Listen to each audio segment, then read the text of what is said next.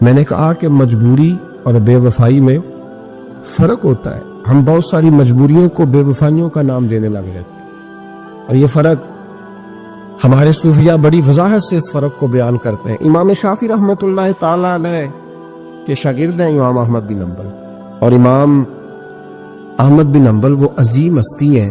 اللہ کے بندے کہتے ہیں جس بندے نے امام احمد بن حنبل سے پیار کیا وہ سمجھ لے اس نے رسول اللہ کی سنت سے پیار کیا. کیا بات تھی اس شخص کی.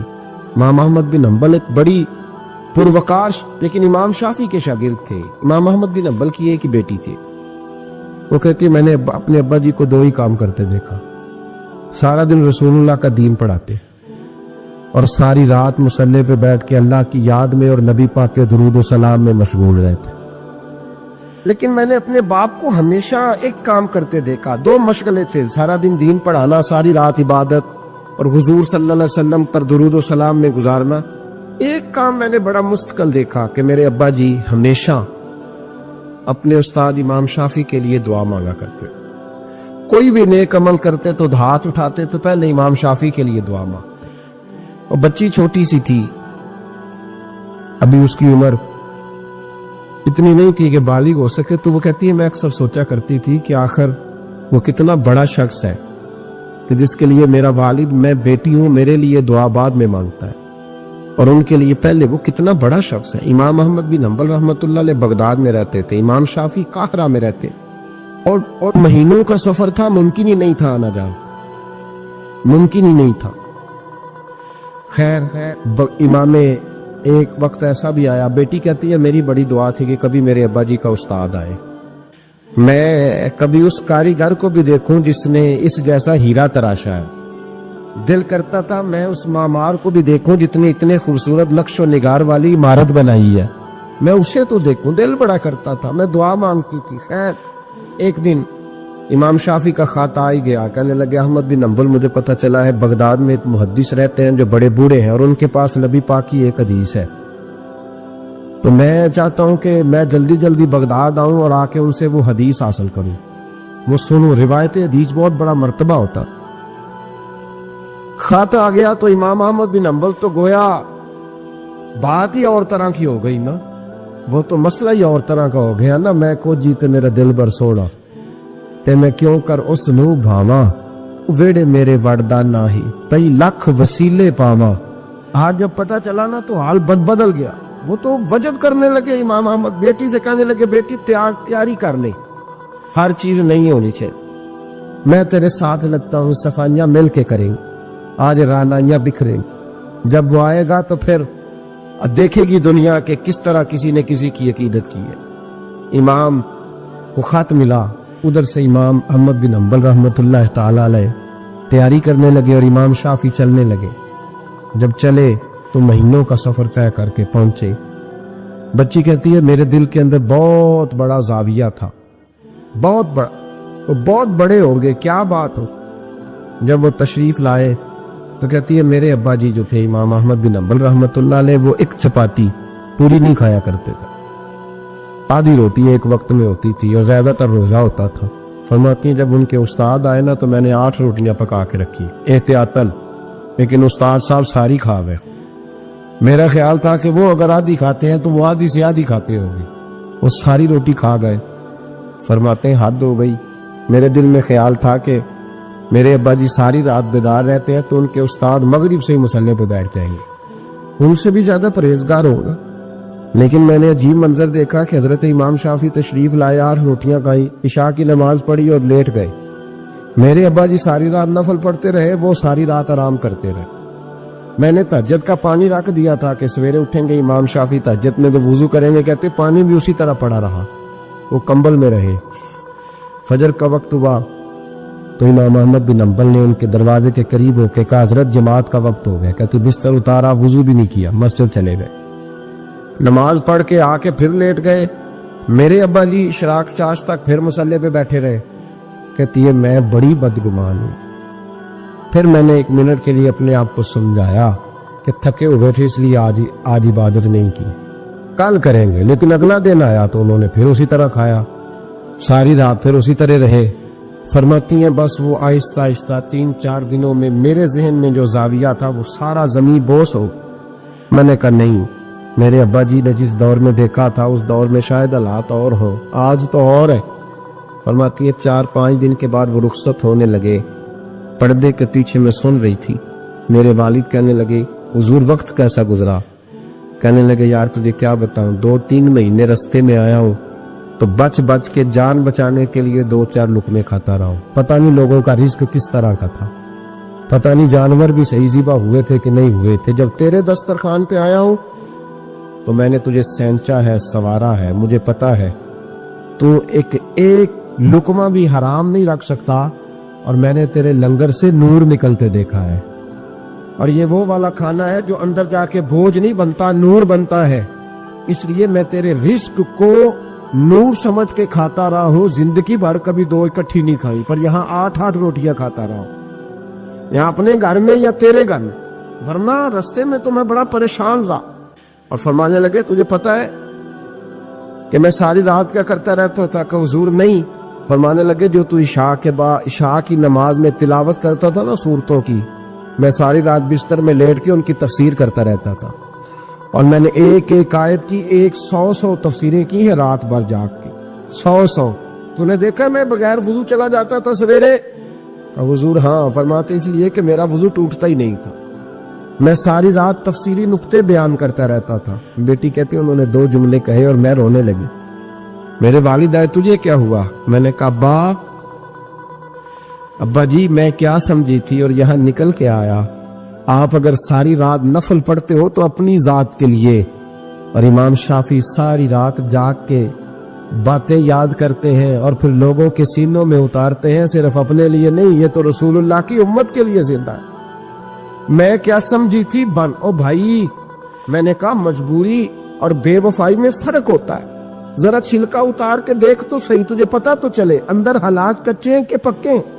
ایک بزرگ تھے شاہ بقی الدین ابن مخلد، وہ کہتے ہیں مجھے پتہ چلا کہ اس دور میں نبی کریم علیہ السلام کی حدیث جو سب سے بہترین پڑھاتے ہیں وہ امام احمد بن حنبل ہے. ان کو حضور کی حدیث سے جو خاص شغف ہے وہ کسی اور کو نہیں. کہتے ہیں میرے دل میں لو لگ گئی، حالانکہ میں امیر گھرانے سے تھا. میں کشتی میں بیٹھا امام احمد بن حنبل کے پاس آنے کے لیے، رستے میں طوفان آ گیا، کشتی اچکولے کھانے لگی. کسی طریقے سے ایک جزیرے کے ساتھ جا کے کشتی لگی، ٹوٹ گئی، بکھر گئی. میں جزیرے پہ اتر گیا، اور بھی کئی لوگ تھے. 1 مہینہ وہاں رہنا پڑا. بارشیں ختم ہوئی، موسم ٹھیک ہوا تو ایک کشتی دکھائی دی آتی ہوئی. فرماتے ہیں کہ وہ اس کشتی میں بیٹھا، دوبارہ بغداد کیا. مجھے سفر طے کرتے 2.5 مہینے گزر گئے. وہ جزیرے پہ مہینہ پتے کھا کے بھی گزارا کرنا پڑا. نکلا تھا علم حاصل کرنے. جب بغداد شریف پہنچا، لوگوں سے پوچھا امام احمد بن حنبل کا مدرسہ کہاں؟ انہوں نے کہا وہ مدرسہ تو بند ہو گیا، وقت کا بادشاہ مخالف ہو گیا، مسجد مدرسہ سیل کر دیا. امام صاحب کہاں ہیں؟ کہا گھر کے اندر قید ہیں. ان کے گھر کو سب جیل بنا دیا، چاروں جانب پولیس کھڑی ہے، اور ویسے بھی بغداد میں کرفیو، ہر چوک چوراہے میں پولیس والے کھڑے ہیں. شاہ بقی الدین کہتے اتنا کچھ سننے کے باوجود بھی میرا جذبہ ٹھنڈا نہیں ہوا. وہ مہینے میں سفر کی صحبتیں، وہ سنا تھا کہ آستانہ یار دور ہے پر ہم نے بھی ٹھان لی تھی کہ جانا. وہ سنا تھا کہ آستانہ یار دور ہے پر ہم نے یہ ٹھان لی تھی کہ جانا ضرور ہے. کہتے پہنچ گئے.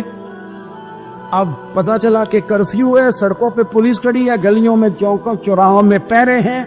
امام صاحب تک تو جا کوئی نہیں سکتا. کہتے میں نے ایک شخص کی منت کی، میں نے کہا کسی طریقے گاڑی بتا.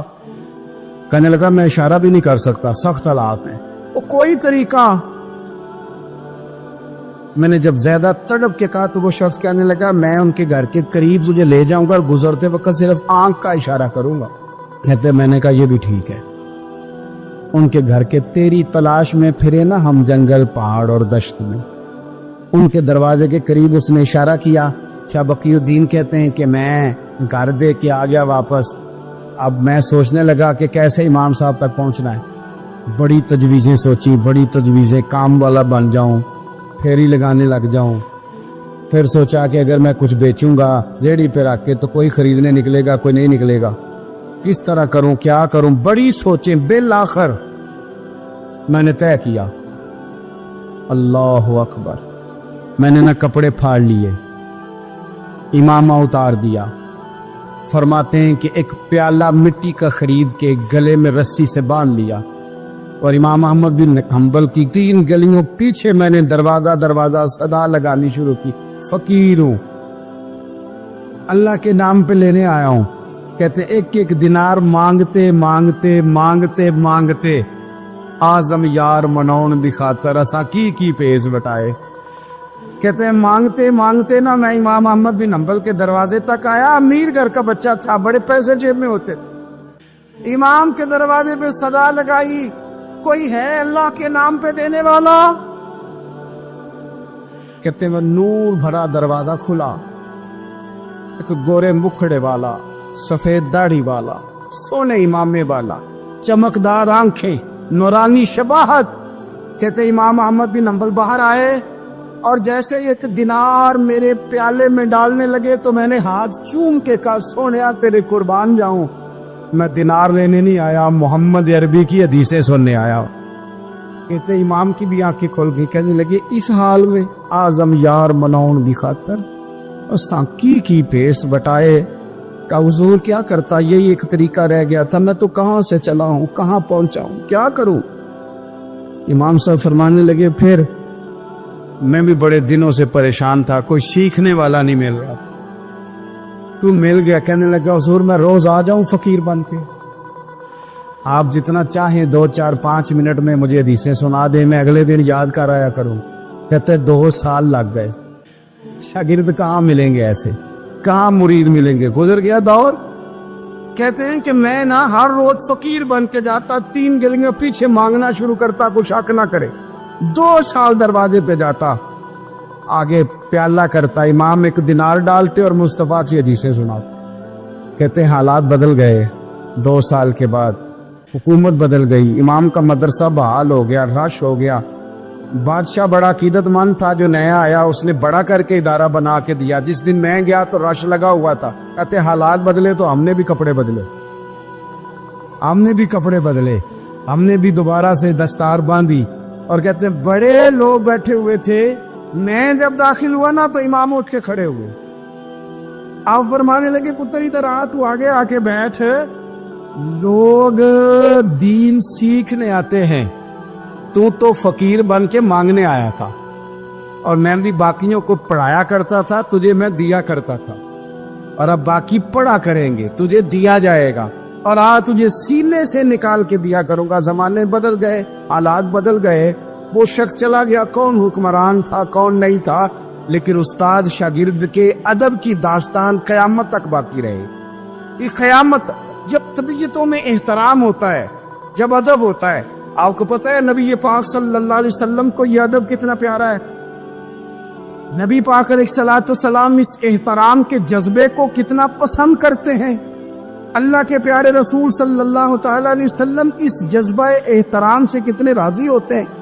حضور کس قدر زیادہ چاہتے ہیں کہ میری امت ادب والی بنے. نبی پاک علیہ الصلوۃ والسلام ادب والے لوگوں کے بارے میں اتنے راضی ہیں، اتنے راضی ہیں، اتنے خوش ہیں. حضور اتنا نوازتے ہیں.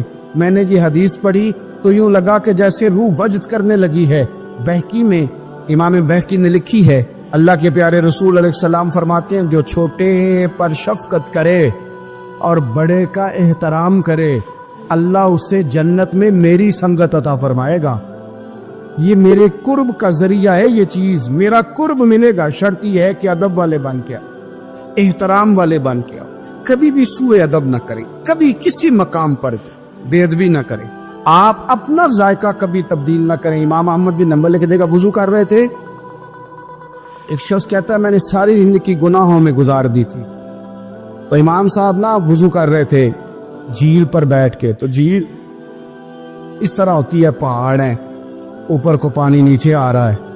تو کہتے ہیں امام صاحب نیچے بیٹھ کے وضو کر رہے تھے، تو میں اوپر بیٹھ کے نا وضو کر رہا تھا یا پانی پی رہا تھا. تو میں نے دیکھا کتنے بڑے امام نیچے.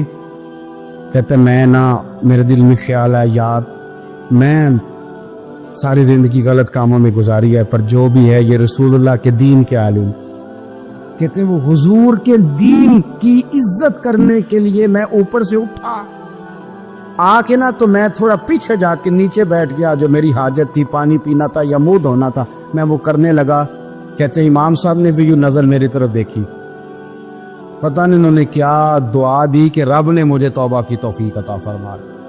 میں اللہ کے فضل سے اللہ نے میرا دل موڑ دیا اور میں رب کریم کی بارگاہ کی جانب میری توجہ ہو گئی۔ خدا نے مجھے اس ادب کی برکت سے اپنی بارگاہ کی طرف اللہ تبارک و تعالیٰ نے مجھے موڑ لیا۔ بے ادبی تو بندے کو کفر تک لے جاتی، بے ادبی تو کفر تک لے جاتی ہے۔ اگر بندہ بے ادب ہوتا ہوتا اللہ رسول کی بے ادبی تک پہنچ جائے تو دور نکل گیا، لیکن یہاں باقاعدہ بے ادبی کو پروموٹ کیا جا رہا ہے۔ کبھی بھی بے ادب نہ بنے، ادب والے رہیں، ادب والے بن کے جئیں، ادب والے بن کے دنیا سے جائیں۔ وہ درویش نے کہا تھا کہ بے ادباں مقصود نہ حاصل، نہ درگاہ ٹوئی، پانچ ادب دے محمد بخشا، توڑ نہیں چڑھیا کوئی۔ بادب لوگ جو ہوتے ہیں وہ دوسروں کو عزت دے دیتے ہیں اور اپنے اخلاق کو بلند کر لیتے ہیں۔ جب آپ کسی کا احترام کر رہے ہوتے ہیں تو آپ اسی کو نہیں کچھ دے رہے ہوتے، آپ اپنی عظمت کا بھی اظہار کر رہے ہوتے ہیں۔ کسی کو عزت دیتے وقت آپ کے اخلاق کا بھی پتہ چل رہا ہوتا ہے۔ اخلاقی قدریں مضبوط ہوتی ہے احترام کرنے سے۔ مذہب اسلام اتنا سونا ہے، اتنا پیارا ہے، یہ دین اتنا ٹھنڈا اور اتنا میٹھا ہے کہ دھرتی کے سارے حسن سمیٹ کر اگر ایک لفظ بنایا جائے تو وہ دین اسلام بنتا ہے۔ یہ دین اتنی خوبصورتیاں بانٹتا ہے۔ اگر دین اسلام کی مختلف تشریحات کرتے کرتے یہ کہہ دیا جائے نا کہ یہ دین ادب والا دین ہے، احترام والا دین ہے، توقیر والا دین ہے، ہر شخص کو مناسب عزت، یعنی نبی پاک علیہ السلام نے استاد کی عزت بیان کی، باپ کی عزت بیان کی، بوڑھے کی عزت بیان کی، امام کی عزت بیان کی، عالم کی عزت بیان کی۔ کچھ بھی نہیں تھا، بالکل ان پڑھ تھا، سادہ تھا، پر مزدوری کر رہا تھا، حلال کما رہا تھا، ہاتھوں پہ چھالے تھے، قربان جائیں۔ میرے محبوب نے فرمایا یہ جو حلال کما رہا ہے نا یہ بھی اللہ کا دوست ہے۔ اس کا بھی احترام بیان کر دیا، اس کا اکرام بھی بیان کر دیا۔ تو نے ہر شخص کی قسمت میں یہ عزت لکھی اور آخری خطبے کی صورت میں وصیت لکھی۔ نبی کریم صلی اللہ علیہ وسلم نے لوگوں کو احترام دیا۔ اللہ کے محبوب علیہ الصلوۃ والسلام، آپ دیکھیے حضور نے اس عورت کی بھی فضیلت بیان کی جس کے گھر کے اندر اولاد پیدا ہوتی ہے، اور اس کی بھی فضیلت بیان کی کہ جس گھر کے اندر اولاد پیدا ہوتی ہے پر جلدی چلی جاتی ہے، انتقال ہو جاتا ہے کسی بچے کا خدا نخواستہ، اس کی بھی فضیلت بیان کی۔ جس کا خامند موجود ہے اور وہ خامند کی خدمت کرتی ہے، اور اس بیوی کی بھی فضیلت بیان کی جس کا خامند انتقال کر گیا پر وہ اپنے بچوں کی پرورش کرتی ہے۔ حضور فرماتے ہیں سب سے پہلے جنت میں مجھے وہ عورت نظر آئی۔ تو ہر شخص کے لیے حضور نے احترام بیان کیا، اکرام بیان کیا۔ ہم نے چونکہ بدگمانیاں پیدا کرنی شروع کر لی ہیں تو معاشرے کے اندر بسنے والے لوگوں کے بارے میں ہمارے دلوں میں مختلف وسوسے آ جاتے ہیں، مختلف وسوسے۔ کسی بھی شعبے کے کسی بھی آدمی کے بارے میں کوئی 2 4 5 باتیں اپنے ذہن میں اکٹھی کر کے یا کانوں میں کسی نے وہ بات ڈال دی تو ہم ذہن بنا لیتے ہیں کہ یہ گاڑیاں چلانے والے تو بندے ٹھیک ہی نہیں ہوتے، یہ جناب پولیس کے محکمے کے لوگ تو درست ہوتے ہی نہیں، فلانے محکمے کے لوگ تو ہوتے ہی خراب ہے، ذہن بن جاتا ہے۔ پھر آہستہ آہستہ ادب انسان کے دل سے رخصت ہوتا ہے۔ ہمیں دین نے ادب سکھایا، احترام سکھایا۔ میرے رسول کریم علیہ الصلوۃ والسلام کی وہ ذات بابرکات ہے، ہمیشہ یہ ہوتا تھا کہ چھوٹے بڑوں کا ادب سکھاتے تھے، پر یہ واحد دربار مصطفیٰ ہے کہ جس کے آداب خود رب کریم نے بیان فرمائے۔ فرمایا یا ایھا الذین آمنوا لا ترفعوا اصواتکم فوق صوت النبی۔ آپ کبھی آیت کے انداز پر غور کرے، کہا اے ایمان والو تمہاری آوازیں میرے نبی کریم علیہ السلام کی آواز سے اونچی نہیں ہونی چاہیے. بندے کی آواز کا کوئی والیوم ہوتا ہے کہ اب 3 پہ آواز ہے. ٹیپ ریکارڈر کا تو والیوم ہوتا ہے نا کہ 1 پہ ہے، 2 پہ ہے، 6 پہ ہے. تو آواز کا والیوم ہوتا ہے کہ یہ کتنے پہ ہے. آواز تولی جا سکتی ہے کہ میری آواز کا وزن اس وقت 1.5 پاؤ ہے، آدھا کلو ہے، 5 چٹانک ہے، کوئی ہوتا ہے وزن؟ لیکن ہمیں بتایا گیا کہ بالکل وزن نہیں ہوتا، تولی نہیں جا سکتی، ماپی نہیں جا سکتی، پرکھی نہیں جا سکتی. لیکن جب تم نے دروازہ رسول پہ آنا ہے تو پھر آواز کو بھی تول کے آنا ہے، پھر لفظوں کو پرکھ کے آنا ہے، پھر جملے مرتب کر کے آنا، پھر ترتیب لگا کے آنا ہے، پھر تم نے وہاں سوچ سمجھ کے بات کرنا. ایک روایت میری نظر سے گزری اور کیا ہی انداز ہے، امام زرقانی نے لکھی. ایک صحابی ہیں حضرت ابو قرصافہ رضی اللہ تعالیٰ عنہ. حضرت ابو قرصافہ رضی اللہ تعالیٰ عنہ فرماتے میں چھوٹا تھا، میری اماں اور میری خالہ مجھے ساتھ لے گئی. میں نے کہا کہاں جانا ہے؟ کہنے لگے آؤ نبی پاک کا کلمہ پڑھنے جانا ہے. پڑھیے درود شریف صلی اللہ، سارے پڑھیے، پھر پڑھیے ایک دفعہ صلی اللہ تعالی علیہ. حضور کا ذکر ہو تو فوراً درود پڑھنا چاہیے. نبی کریم علیہ السلام کی بارگاہ میں نا میری خالہ اور میری اماں دونوں مجھے ساتھ لے گئی کلمہ پڑھنے. کہتے ہیں جب ہم حضور کی بارگاہ میں پہنچے، کلمہ پڑھا، واپس آئے تو میری اماں اور میری خالہ آپس میں بات کرنے لگی. میری خالہ کہنے لگی تو نے دیکھا ہے ان کا بولنا کتنا مزیدار تھا. میری خالہ کہنے لگی تو نے تو وہ دیکھا ہے لیکن وہ جو غلام آیا تھا اس کے ساتھ ان کا رویہ کتنا پیارا تھا. تو نے دیکھا کہ وہ کھانا کھا رہے تھے تو پہلا خیال انہوں نے ہمارا کیا. بار بار وہ ان کا ذکر کرتی، کہتے آپس میں حضور کی شانیں بیان کرتی، میری اماں بھی میری خالہ بھی. بالآخر بات لمبی ہو گئی تو میری اماں بولی، کہنے لگی بس کر، ہم کتنی عظمتیں بیان کریں گے، مجھے تو 3 باتیں سمجھ میں آئی ہیں. کتنی؟ 3 باتیں مجھے سمجھ میں آئی ہیں. کہا وہ کیا؟ تو کہنے لگی ما رأینا مثل حاضر الرجل احسن وجہا ولا القا صوبا ولا البنا کلاما.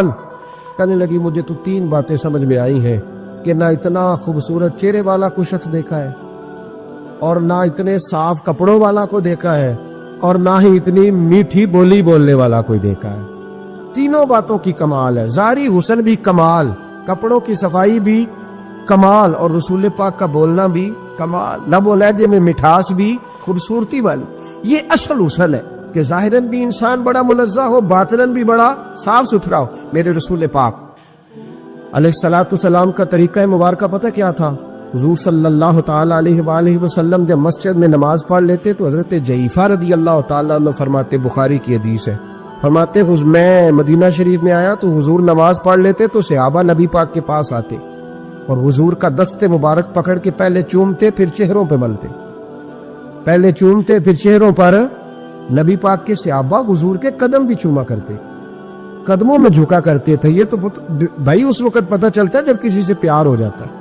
جب کسی بندے سے، میں اکثر مثال دیا کرتا ہوں اکثر کہ کسی کا بچہ پیشاب کرے تو کہہ آتی ہے، الٹی آتی ہے، لیکن اپنا بچہ بالوں میں بھی کر دیتا ہے، پھر کوئی کہہ نہیں آتی چونکہ اپنا ہے نا، پیار ہو گیا ہے نا.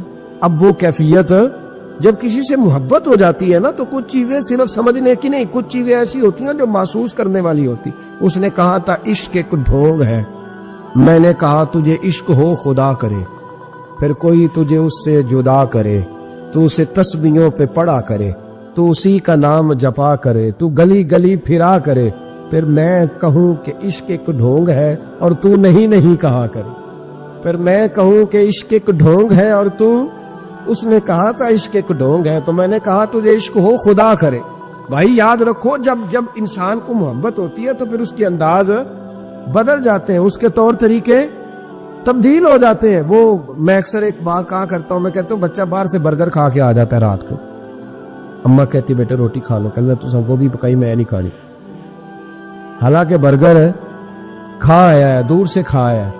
تو اماں اس کو کہتی ہے پھر میں سوئیاں نہ بنا دوں تھوڑی سی اپنے بیٹے کو، فٹافٹ چاول نہ تجھے ابال دوں، ساتھ میں باریک دال بنا دیتی. کہتا نہیں میری مرضی کا پکاتے نہیں، میں نے نہیں کھانا.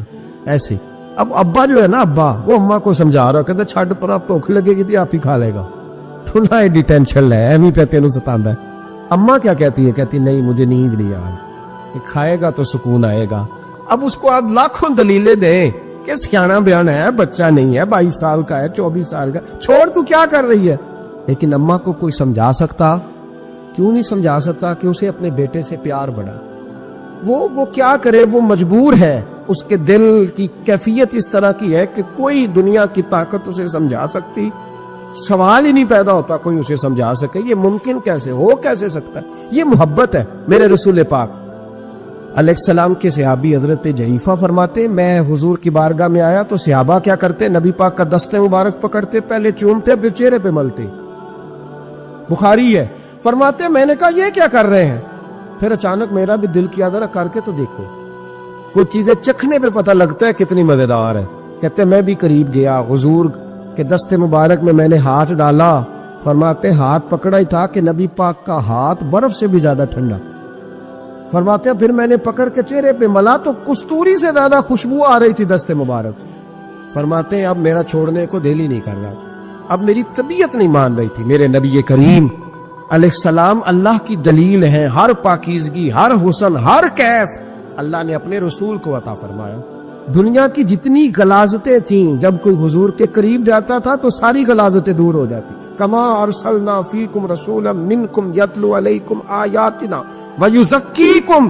اللہ فرماتے ہیں میرے محبوب تم پر میری آیتیں پڑھیں گے اور تمہیں پاک فرما دے گا. تمہاری ساری ناپاکیاں نبی پاک دور کر دے, ہر غلاظت تم سے دور ہٹ جائے.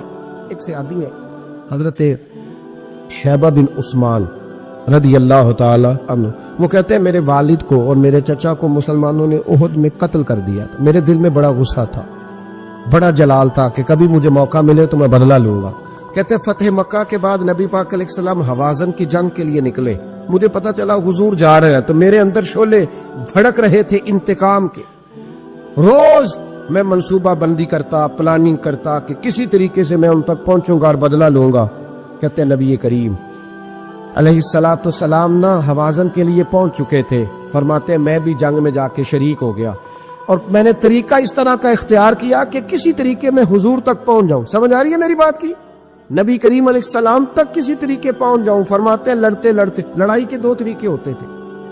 کبھی تو ایسے ہوتا تھا کہ ایک دو آدمی مل کے آپس میں لڑتے تھے, پھر گمسان کا رن پڑتا تھا, گھمبیر ہو جاتی تھی جنگ, سمجھ نہیں آتی تھی تیر کہاں سے آیا, نیزہ کہاں سے آیا. فرماتے جب گمسان کا رن پڑا نا, مجھے موقع مل گیا, میں حضور کے قریب پہنچ گیا. حضرت شیبہ بن عثمان رضی اللہ تعالیٰ عنہ کہتے جب میں پہنچ گیا تو میں نے نا دیکھا کہ اب حضور کے قریب لوگ نہیں ہیں. فرماتے میں نے نا فوراً تلوار اٹھائی, تلوار اٹھا کے میں حضور کو معاذ اللہ شہید کرنے ہی لگا تھا کہ ایک نور چمکا حضور کے سامنے. پڑھیے درود صلی اللہ علیہ وسلم. کہتے ایک نور چمکا, اتنی تیزی تھی اس نور میں کہ میری آنکھیں بند ہو گئی, میرے ہاتھ سے تلوار گر گئی, آنکھیں چندھا گئی میری. فرماتے تلوار میرے ہاتھ سے چھوٹ گئی. اب جب وہ روشنی مدم ہوئی نا تو میں نے دیکھا نبی پاک سامنے کھڑے مسکرا رہے ہیں. میں نے کر دی, آپ نے سن لی, ذرا دیکھو تو صحیح, جو تلوار لہرائے اسے دیکھ کے بھی کبھی کو مسکرایا, جس نے تلوار ہی لہرا دی, جو شہید کرنے ہی لگا تھا, پہنچ گیا تھا. لیکن یہ اخلاق میرے رسول پاک کا ہے صلی اللہ. اعلیٰ حضرت فاضل بریلوی کا ایک شعر میں نے پڑھا, کچھ چیزیں ایسی ہوتی ہیں جو بس نا وہ آتی تو سامنے ہے لیکن وہ اتنا لطف دے جاتی ہیں کہ ٹھنڈا ہو جاتا ہے مزاج. رات کو میں شعر پڑھ رہا تھا اعلیٰ حضرت کا فاضل بریلوی رحمت, اور میں نے شعر پڑھا تو مجھے اچھا لگا سنانا. ایک دوست کو میں نے فون کیا, میں نے کہا یار ذرا شعر تو سن لے. یہ پہلی دفعہ نظر سے گزرا ہے, ابھی سیدھا سادہ لیکن روح تک اتر گیا. اعلیٰ حضرت فرمانے لگے نبی پاک کے بارے میں, فرمانے لگے سیدھی سیدھی روش پر کروڑوں درود, سیدھی سیدھی روش پر, بالکل سیدھی ہے حضور کی باتیں, کسی پیچیدگی کی ضرورت نہیں. کہنے لگے سیدھی سیدھی روش پر کروڑوں درود, سادی سادی طبیعت پہ لاکھوں سلام. سادی سادی طبیعت پہ سیدھی سیدھی روش پر کروڑوں درود اور سادی سادی طبیعت پہ لاکھوں سلام. میرے نبی کریم صلی اللہ علیہ وسلم مجھے دیکھ کے مسکرائے اور فرمایا جب حضور مسکرائے نا تو میں نبی کریم علیہ السلام کو دیکھ کے حیران ہوا کہ میں نے تلوار تانی تھی اور حضور نے مسکرانا شروع کیا. فرماتے اب حضور نے مجھے بلایا, آواز کے ساتھ نہیں بلایا, حضور نے اشارہ کیا یوں کر کے, فرمایا ادھر آؤ نا. فرماتے مجھے اب یہ بھی سمجھ نہیں آئی کہ کس نے مجھے اٹھا کے حضور کے قریب کر دیا. فرماتے میں نبی کریم کے قریب گیا تو حضور نے میرے دل پر 3 تھپکیاں دی. ایک تھپڑ ہوتا ہے, ایک تھپکی ہوتی, پتہ ہے نا فرق کا. ایک تھپڑ کو مارے تو جلال آتا ہے اور تھپکی دے تو پیار آتا ہے. کہتے حضور نے 3 تھپکیاں دی اور دی بھی میرے دل پر, 1 پھر 2 پھر 3. کہتے پہلی تھپکی دی تو میرے اندر سے کفر نکل گئی, دوسری تھپکی دی تو میرے اندر ایمان داخل ہو گیا, اور تیسری تھپکی جب نبی پاک علیہ السلام نے دی تو مجھے ہر چیز سے بڑھ کر رسول اللہ سے پیار ہو گیا, محبت ہو گئی نبی کریم سے. آپ فرماتے اب حضور نے نا فوراً میرے ہاتھ میں تلوار تھمائی. فرمایا پہلے تو ہمارے خلاف لڑ رہا تھا, تلوار پکڑ, اب ہماری طرف سے لڑ, تلوار پکڑ اور لڑ. آپ فرماتے میں اتنا لڑا کہ جو حضور کا دشمن سامنے آتا میں گلا کاٹ دیتا, جو آتا میں اس کے ٹکڑے کر دیتا. فرماتے ہیں پہلے میں باپ کا بدلہ لینے آیا تھا اور اب میرا یہ حال ہے کہ اگر میرا باپ بھی سامنے آئے گا تو میں اس کا بھی گلا کاٹ دوں گا, لیکن حضور کے قریب کسی کو جانے نہیں دوں گا. حضرت شیبہ بن عثمان کہتے ہیں جنگ ختم ہو گئی, حضور خیمے میں گئے, میں بھی گیا. اب نبی پاک لوگوں سے باتیں کر رہے ہیں, حضور لوگوں سے باتیں کر رہے ہیں. میں ایک کونے میں بیٹھا سوچ رہا ہوں کہ میں تو بدلہ لینے آیا تھا, یہ میرے ساتھ ہوا کیا.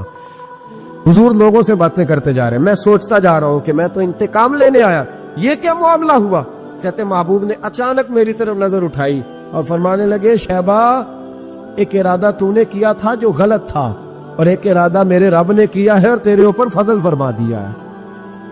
فرماتے حضور نے اب مجھ سے فرمایا کوئی خواہش ہو تو بتاؤ, مانگ لو کچھ مانگنا ہے تو.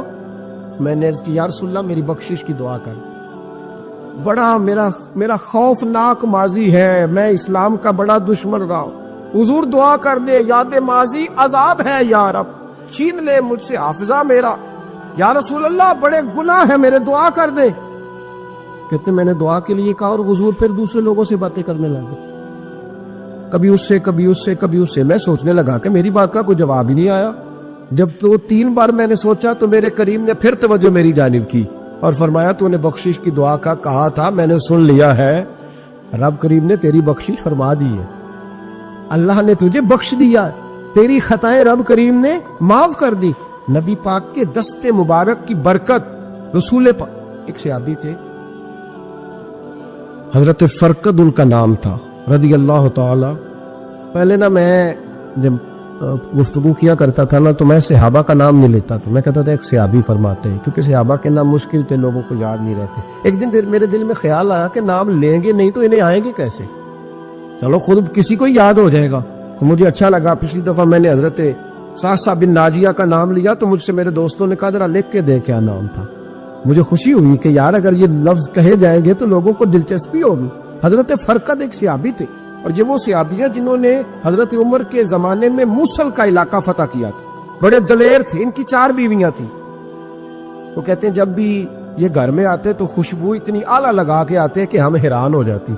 عورتیں زیادہ تیاری کرتی ہیں نا مردوں سے کہ نہیں, کہ آج کل مرد زیادہ کرتے ہیں. چلو میں انداز چھوڑو, میں اپنی اصلاح کرنا, تو دونوں گلاں تے انجن کیتا ہے, اب پتہ نہیں سچ کیا ہے, کون زیادہ تیاری کرتا ہے. چلو بیٹھے جو مرد نے, ویسے میرے پاس جو اخباری تراشے ہیں ان میں یہ لکھا ہے کہ آج کل مردوں کے میک اپ پہ زیادہ خرچ آنے لگے. یہ تحقیقی رپورٹ ہے, اور پاکستان میں سب سے زیادہ جو اخراجات ہیں وہ میک اپ کے سامان کے. پہلے لڑکیاں بیوٹی پارلر جاتی تھی, اب لڑکے بھی جاتے. پہلے صرف دلہن جاتی تھی, اب سارا خاندان جاتا. اللہ تعالیٰ معاف کرے. اس کے باوجود بڑی غربت ہے ملک میں, پریشانی بھی بڑی ہے. اس کے علاوہ ہمیں غریبوں کا درد ہے, اس کے باوجود ہم لوگوں کی مدد کرنا چاہتے ہیں. پتہ نہیں کیا ترجمہ کیا ہم نے غریب پروری کا, کیا معنی بنایا, اللہ ہی بہتر جانتا ہے. کہ وہ چیزیں جن کی بالکل حاجت نہیں, بالکل ضرورت, ان پر لاکھوں لٹا کے کہتے ہیں وہ دیکھو بیچارے کو روٹی نہیں مل رہی. تو بھائی آپ مہربانی کرتے, خالی کندھی کر لیتے, باقی پیسے غریب کو دے دیتے. لیکن چلے معیار ہے نا ہمارا اپنا معیار ہے, اس پر میں جاتا نہیں, بات نہیں کرتا. نبی کریم علیہ الصلوۃ والسلام کے صحابی ان کی ازواج کہتی ہیں کہ اب عورتیں زیادہ تیاری کیا کرتی تھی, لیکن وہ جب گھر آتے نا تو اتنی خوشبو لگاتے. کہتی ہم چاروں مل کے کوشش کرنے لگی, ڈھونڈنے لگی کہ وہ خوشبو کا پتہ کریں جو یہ لگاتا ہے. ہم نے بازار سارے تلاش کر لی. عرب کے اندر آج بھی خوشبو کا بڑا شوق, اور بڑی مہنگی خوشبو ملتی ہے. کبھی آپ بازار جائیں, کہتی ساری خوشبوئیں لگا لی, تھک گئی. ایک دن چاروں سوتنے مل کے بیٹھی، کہنے لگی ہم نہیں اس کا مقابلہ کر سکتے، آج پوچھ ہی لے کہاں سے خوشبو لگاتا ہے، پوچھ ہی لیتے ہیں، چلو بات ہی ختم ہو جائے، پوچھ لے، یہ ہم جتنی مرضی آلہ لگائیں، جب یہ آ جاتا ہے نا، کچھ لوگ میرے محفل ہوتے ہیں، جہاں آ جاتے ہیں وہاں چھا جاتے، تو یہ جب آتے ہیں تو چھا ہی جاتے ہیں، کیا کریں، اس طرح کا میرے محفل ہے، کیا کریں اس کا۔ فرمانے لگی ایک دن چاروں سوتنوں نے مل کے ان کو بٹھا لیا، کہنے لگی بتاؤ تو صحیح خوشبو کون سی لگاتے، کہنے لگے کوئی بھی نہیں، کبھی لگائی نہیں، آج تک نہیں لگائی۔ تو کہتی ہیں بیویاں کہنے لگی صحابہ تو غلط بیانی نہیں کرتے، پر آپ کیا بات کر رہے ہیں، یہ کیسے ہو سکتا ہے کہ آپ آتے ہیں تو ہم حیران ہو جاتی ہیں۔ فرمانے لگے جس دن کی تم لگی ہوئی ہو نا میری خوشبو کا مقابلہ کر دے، مجھے پہلے دن کا ہی پتا ہے۔ تو میں نے کہا چلو زور لگا ہی لے، دیکھ ہی لیتے ہیں کہاں تک بات جاتی ہے تمہارے پاس، جتنا زور لگا لو۔ بہرحال میں اللہ کی قسم اٹھا کے کہتا ہوں کبھی نہیں لگائی۔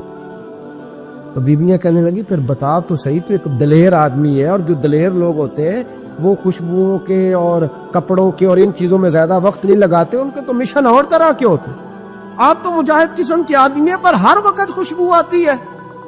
حضرت فرقد رو پڑے، کہنے لگی بیمار ہو گیا تھا، لاچار ہو گیا، حکیموں طبیبوں نے انکار کر دیا، وجود پر میرے آبلے نکل آئے، پھنسیاں بن گئی، ان میں پیپ بھر گئی، بیٹھ نہیں سکتا تھا، اٹھ نہیں سکتا، جب تھک گیا نا تو دروازہ رسول پہ چلا گیا، جب تھک گیا طبیبوں کا تھکایا ستایا حضور کی بارگاہ میں، کہا محبوبہ دیکھے تو صحیح میرا کیا حال ہے، حضور ذرا دیکھ کے، چل نہیں سکتا، سو نہیں سکتا، بیٹھ نہیں سکتا، تیرے علاوہ غم کسے بتاؤ۔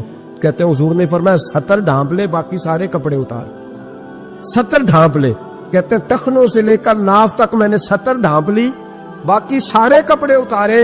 حضور کیا کریں گے؟ فرماتے ہیں نبی پاک نے دست مبارک اٹھایا، برف سے ٹھنڈا، کستوری سے زیادہ مہکنے والا، فرماتے ہیں پورے وجود پر میرے حضور نے دست مبارک ایک دفعہ لگا دیا، اب جدھر جدھر سے گزرتا ہوں ساری دنیا خوشبو سے بھر جاتی۔ یہ نبی پاک کا دیا ہوا نور ہے، یہ حضور کی عطا کردہ شفا ہے، یہ رسول پاک کے حسن کی خیرات ہے۔ ایک شاعر نے ایک فکرہ کا کمال کر دی، کہنے لگا ظلمت کو ان کے نور نے کافور کر دیا، جس پر پڑی نظر اسے بھی نور کر دیا۔ رسول پاک علیہ السلام کے دست خیر میں وہ برکات تھی۔ حضور حسن کی دو قسمیں ہوتی ہیں، ایک حسن ہوتا ہے ملمہ سازی والا، بیوٹی پارلر والا، ایک حسن ہوتا ہے باطن کا۔ بچے پتہ کیوں خوبصورت ہوتے ہیں؟ اس پر علماء مناطقہ نے بحث کی ہے، محدثین نے لکھا ہے۔ بچہ گدھے کا بھی ہو تو پیارا لگتا ہے، چھوٹا بچہ اگر اس کا رنگ بہت گورا نہ بھی ہونا، صرف چھوٹا ہو، وہ پیارا لگتا ہے، اس میں ایک جاذبیت ہوتی ہے۔ اس پر ہمارے مفسرین نے، محدثین نے، علماء مناطقہ نے ایک بحث کی ہے۔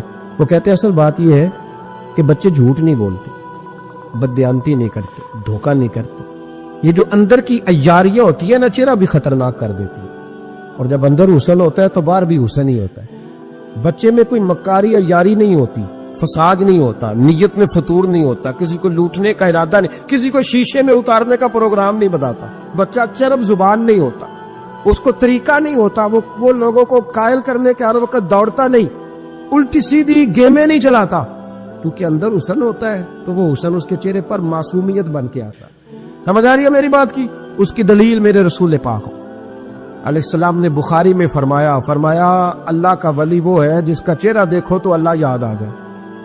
اب یہاں یہ نہیں فرمایا گورا چٹا ہو، خوبصورت ہو، بس اس کے چہرے میں معصومیت ہوتی، وہ سچا ہوتا ہے، وہ کھرا ہوتا، اس کا حسن چہرے پہ آتا ہے۔ میرے رسول کریم علیہ السلام کا جو حسن تھا نا، وہ اندر کی صداقت کی روشنی تھی، وہ اندر کے کیف کا نور تھا جو حضور کے چہرے پر عیا ہوتا تھا۔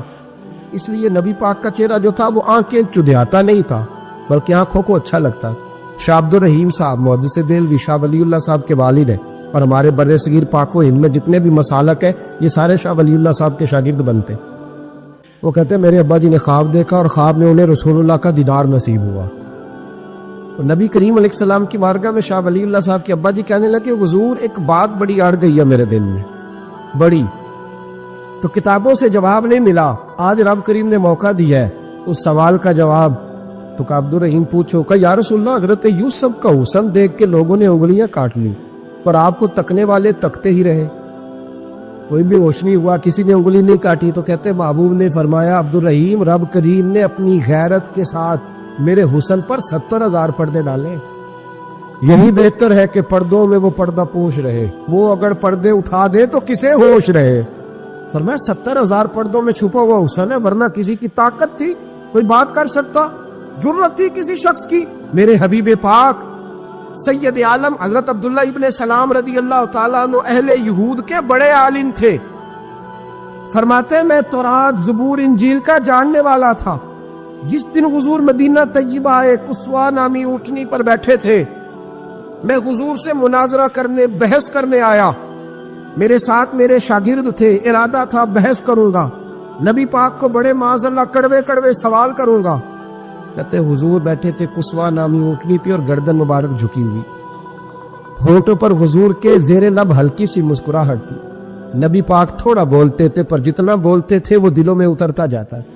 فرماتے میں جب گیا نا, میرے شاگرد ساتھ تھے, مناظرہ کرنے گیا, مناظرہ شاگرد ساتھ تھے. فرماتے میں بڑے سوالات تیار کر کے گیا پر حضور گھوڑے پہ بیٹھے تھے. 2 باتیں میں نے سنی. حضور نے فرمایا رشتہ داروں سے اچھا سلوک کرو, اپنے غلاموں کا خیال کرو. کہتے وہ شاگرد مجھے دھکے دینے لگے, کہنے لگے چلو استاد جی آگے ہو, کرو سوال, چلو نا آگے, بڑھو نا آگے. یہ کئی دفعہ نعرے لگانے والے بھی مروا دیتے ہیں نا, چلو نا چلو آگے, چلو بڑھو آگے, کرو بات, آؤ نا. کہتے میں ذرا آگے بڑھا, دھکا دیا انہوں نے. فرماتے میں آگے بڑھا اور میں نے قریب محبوب کے قریب جا کے کہا حضور مجھے کلمہ پڑھا دے, میں مسلمان ہونے آیا ہوں. یعنی عام آدمی تو قائل ہو جاتا ہے, عالم اور تورات زبور انجیل کا جاننے والا, حضور کلمہ پڑھائیں. کہتے میں واپس آیا نا کلمہ پڑھ کے, تو شاگرد کہنے لگے استاد جی آپ تو مناظرہ کرنے آئے تھے, یہ کیا ہوا؟ تو یہ لفظ ہے حضرت عبداللہ ابن سلام کے. فرمانے لگے تم نے نبی پاک کا چہرہ نہیں دیکھا, ان کی آنکھوں کی روشنی نہیں دیکھی, تم نے چہرے کی معصومیت نہیں دیکھی, لب و لہجے کا وقار نہیں دیکھا. کتنے دنوں کے تھکے ماندے آج وہ مدینے پہنچے, پر ان کے لب و لہجے میں کوئی اکتاہٹ, کوئی تھکاوٹ, کوئی لفظوں میں جھول تم نے دیکھا ہے؟ فرمانے لگے جس کا اس طرح کا چہرہ ہوتا ہے وہ جھوٹا نہیں سچا ہوا کرتا ہے. میرے نبی پاک علیہ الصلوۃ والسلام کے غلام حضرت طارق بن عبداللہ رضی اللہ تعالیٰ عنہ فرماتے ہیں کلمہ پڑھنے سے پہلے ایک دفعہ ہمارا سارا قبیلہ تجارت کے لیے نکلا تھا, اور اس وقت منظر یہ ہوتا تھا کہ ہم اپنی عورتوں کو بھی ساتھ لے جاتے تھے. 6 مہینے سفر کرنا ہوتا تھا, اونٹ گھوڑے ہم بیچا کرتے تھے, عورتیں بھی ساتھ رہتی, کھاتے بھی پکاتے بھی. کہتے ایک سفر سے ہم واپس آ رہے تھے تو مدینے کے باہر صحرا میں ہم نے پڑاؤ کیا, اکیلے رسول پاک صلی اللہ, پھر ایک دفعہ پڑھیے گا, ایک دفعہ پھر کہیے گا صلی اللہ تعالی علیہ وسلم. کہتے ہیں نبی پاک تنے تنہا اکیلے. حضور نہ سیر کرتے کرتے کرتے کرتے ہمارے قافلے کے پاس سے گزرے, خیمے لگے تھے, پڑاؤ کیا, محبوب تشریف لے آئے. کہتے ہیں حضور سید عالم صلی اللہ تعالی وسلم تشریف لائے. کوئی قبیلے میں سے, قافلے میں سے حضور کو جانتا نہیں تھا. ایک سرخ رنگ کا اونٹ تھا ہمارے سردار کا جو بکنے سے رہ گیا تھا, بڑا خوبصورت. کہتے ہیں نبی پاک کو پسند آ گیا. حضور پوچھنے لگے تم کون ہو؟ کہا جی مسافر ہے. کہاں سے آئے ہو؟ فلاں جگہ سے آئے ہیں. کس لیے آئے ہو؟ ہم تجارت کی غرض سے نکلے. اونٹ بیچو گے؟ بیچنا ہے. کتنے کا سودا طے ہوا؟ اس نے کہا اتنے لینے, حضور نے کہا اتنے دینے. اب بات طے ہو گئی. کہتے ہیں لگام حضور نے پکڑی اور فرمانے لگے وہ سامنے میرا شہر ہے جس کا نام مدینہ, وہ میرا شہر ہے. میں ابھی مدینے جاتا ہوں, اپنے غلام کو بیچتا ہوں, اور تمہیں آ کے نا قیمت دے جاتا ہے. محبوب گھوڑے کی لگام تھا, اونٹ کی لگام تھا, میں نکیل تھا, میں اونٹ تھا سرخ رنگ کا. حضور لے کے جب نکلے نا, تھوڑا سا چند قدم آگے گئے تو ان میں سے ایک شخص بولا, کہنے لگا سردار اب سیانے لوگ ہیں, سمجھدار ہے. اس شخص کا نام پوچھا آپ نے, قبیلہ پوچھا ہے, ایڈریس کا پتہ ہے, پتہ ہے کہاں رہتا ہے, اتنا قیمتی اونٹ دے دیا. سردار بھی کہنے لگا, سارے کہنے لگے یار ان کی باتوں میں اتنی لذت تھی, ان کے گفتار و رفتار اتنی بھاوکار تھی, مزیدار تھی کہ ہوش ہی کوئی نہیں رہا. بھئی ہم پرانے تاجر ہیں, کبھی اس طرح کا سودا کیا ہی نہیں جس طرح کا آج ہو گیا. اوہو واقعی کچھ نہیں یاد رہا, کوئی سمجھ نہیں آئی. وہ ابھی نظر آ رہے ایک آدمی, دوڑ کے جاؤ, دوڑ کے, اور جا کر کے نا ان سے کہو بڑی جائز بات ہے, وہ ناراض بھی نہیں ہوں گے. ان سے ایک شخص کہو کہ بھئی اونٹ لے جاؤ, پیسے لے آنا اور اپنا مال لے جانا, دوڑ کے جاؤ. ایک شخص دوڑنے لگا تو سردار کی بیوی خیمے کے اندر تھی، پردے کے پیچھے سے بولی، کہنے لگی خبردار کوئی پیچھے نہ جائے، اگر پیسے مل گئے تو ٹھیک ہے، نہ ملے تو میں دے دوں گی، کوئی پیچھے نہ، کوئی نہ جائے پیچھے۔ سردار کہنے لگا تو جانتی ہے؟ کہنے لگی نہیں۔ کہا گارنٹی کیوں دے رہی ہے؟ تو کہنے لگی تم نے ان کا چہرہ نہیں دیکھا؟ تم تو سودے کر رہے تھے، میں پردے کے پیچھے سے دیکھ رہی تھی۔ پیر مہر علی شاہ صاحب کو کسی نے کہا تھا نبی پاک کا حلیہ بیان کرے، بتائیں حضور کے کان مبارک کیسے تھے، آنکھیں کیسی تھی، ناک مبارک کیسی تھی، بینی مبارک کیسی تھی؟ تو پیر مہر علی شاہ صاحب کہنے لگے کوئی مثل نہیں ڈھولن دی، کہنے لگے مجھ سے نہیں بیان ہوتا حضور کا حلیہ، کوئی مثل نہیں ڈھولن دی، تو چپ کر مہر علی، ایتھے جا نہیں بولن دی، بس کر، تو بیان کر سکتا ہے؟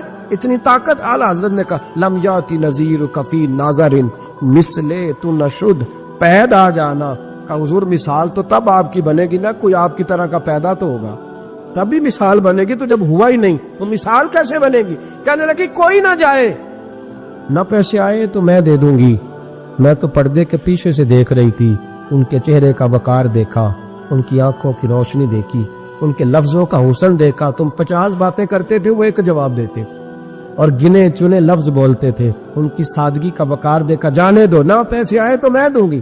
کہتے حضور گئے، تھوڑی دیر کے بعد ایک کالے رنگ کا حبشی غلام آیا، پیسے بھی پکڑے اور اپنی چادر میں نا کھجورے باندھ کے تو پیچھے ڈالی ہوئی ہے، اور دیہاتی لوگ پیچھے نہیں ڈال لیتے، کھجورے ڈال کے پیچھے۔ کہتے وہ آئے اور ان کے آنے کا انداز بھی بڑا نرالا تھا، کہتے وہ جھومتے جھومتے اللہ کا ذکر کرتے، اللہ الصمد کرتے پہنچ گئے، اور آگے کہنے لگے تم سے میرے نبی نے اونٹ خریدا؟ تم سے؟ کہا ہم سے خریدا ہے۔ کہنے لگے یہ تمہارے پیسے؟ اور پھر چادر کھول کے صحرا پہ بچھا دی، کہنے لگے یہ تمہارے پیسے، اور کھجورے کھاؤ، میرے نبی نے تحفہ بھیجا ہے، کھاؤ، حضور نے تحفہ بھیجا ہے۔ تو وہ سردار کی بیوی اونٹ ہٹا کے کہنے لگی وہ کالے رنگ کے حبشی غلام، انہیں کھجوریں کھلا، اور مجھے اس عزت والی ماں کا نام بتا جس کے گھر میں ایسا لال پیدا ہوا، انہیں کھجوریں کھلا، اور مجھے اس عظمت والے باپ کا نام بتا جس کے گھر میں ایسا پھول کھلا ہے، وہ قبیلہ تو بتا تو صحیح، وہ کون تھے؟ 2 گھڑیاں رکے ہیں پر خوشبو پھیل گئی ہے، رنگ ہی بدل گیا، تار کوئی مثل نہ ڈھولن دی، تو چپ کر مہر علی، ایتھے جا نہیں بولن دی۔ حضرت طارق بن عبداللہ کہتے ہیں جناب بلال فرمانے لگے وہی تو اللہ کے آخری رسول ہے، وہی تو خاتم المرسلین ہے، وہی تو ہیں جنہیں اللہ نے ساری انسانیت کے لیے نمونہ عمل بنایا۔ کہتے ہم اونٹ بیچنے گئے تھے پر سارے کا سارا قبیلہ ہی مسلمان ہو گیا۔ نبی پاک کی حضور کے ظاہری حسن کے تذکرے ہماری اولادوں کو آنے چاہیے۔ ایک شعر مرحوم اعظم چشتی نے کہا تھا، کمال کر دی، کہنے لگے سمجھا نہیں ہنوز میرا عشق دے ثبات، تو کائنات حسن ہے یا حسن کائنات؟ میں آج تک سمجھ نہیں سکا، سمجھا نہیں ہنوز میرا عشق دے ثبات، تو کائنات حسن ہے یا حسن کائنات۔ بھائیو وہ سارے طریقے اپناؤ جو رسول پاک نے عطا فرمائے، حسن بھی نبی پاک کے طریقوں میں ہے، پاکیزگی بھی نبی پاک کے طریقوں میں ہے، بقا بھی حضور کے، اور جو چاہتا ہے نا دنیا میں سب سے خوبصورت بن جائے، نظر آئے، اور اس کی خوشبو سے لوگوں کے دل ٹھنڈے ہوں، وہی طریقہ اپنائے جو میرے نبی نے عطا کیا ہے۔ آخر دعوانا ان الحمدللہ رب العالمین۔